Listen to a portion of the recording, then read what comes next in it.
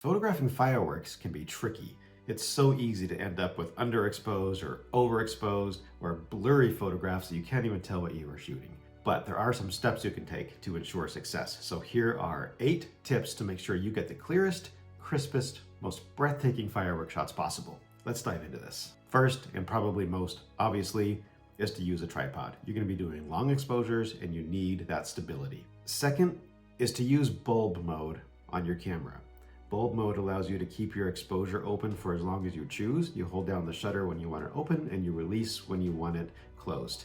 You see a firework start to go up in the sky, you can open your shutter and then turn it off after the big explosion has happened, and that'll ensure that you get the entire firework display. It can be really cool. The other part of that is you're going to need a shutter release or an app for your camera or whatever allows you to remotely open and close your shutter.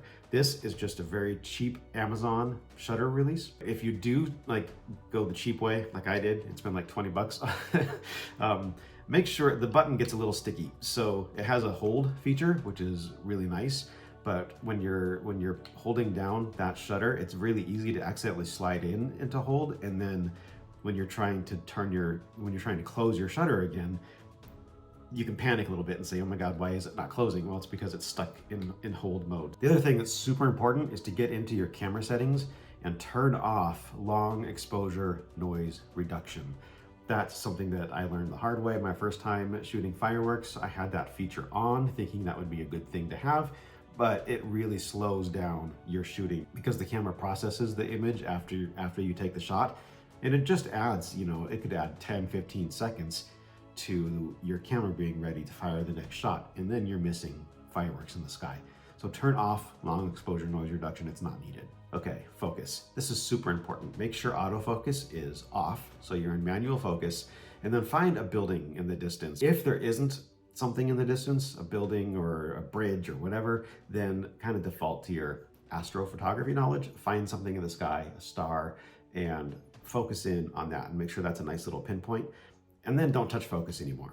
You'll know that you're focused kind of to infinity in the distance, and that's going to get your fireworks nice and crisp.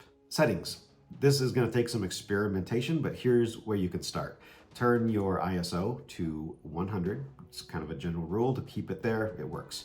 Your aperture, I'd say stop down to about f11. The temptation is to open your aperture all the way. 2.8 or whatever you have, but that's just going to let in way too much light considering the length of our exposures. Shutter speed, that's going to depend on how long the firework is lasting that you want to photograph. You're going to have your shutter release in your hand. So generally, you're probably going to be looking between shutter speeds of 1 and 15 seconds. Look at some of these photos that I've done. Some of them are 7.2 seconds. You got 15 seconds. So it just kind of depends on how long that firework is lasting. And then you'll see the preview on the back of your camera after you take the shot, and it'll give you a good idea of where you need to be. If you're overexposed, then go ahead and drop that aperture down a little bit and then try again. These fireworks shows, they can last 20 minutes or more, so you have some time to kind of practice. Use the widest lens that you have.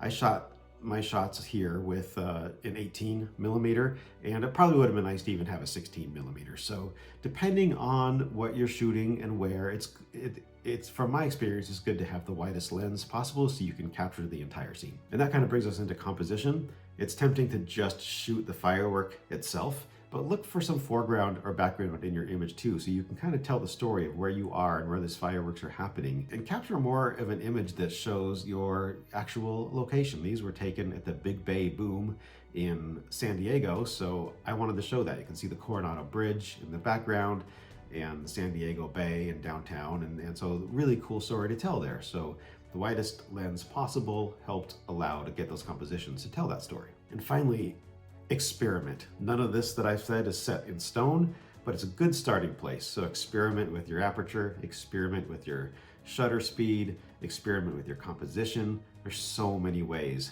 to do this. I mean, you can even play with your zoom, being very careful to not move your camera. But as that shutter is open, if you just turn your zoom and zoom in or out of a firework, that can create a really, really cool look, kind of almost of a 3D look. So If you do that, just be gentle and make sure you don't shake your camera at all, and that could be another fun thing to do. So just get in there, experiment, have fun, and create some epic fireworks pics. And heck, share them. I'd love to see what you come up with. So have fun out there. Be safe. Remember to let the pros fire off the fireworks. You want to keep all your fingers because you're going to need them for photography.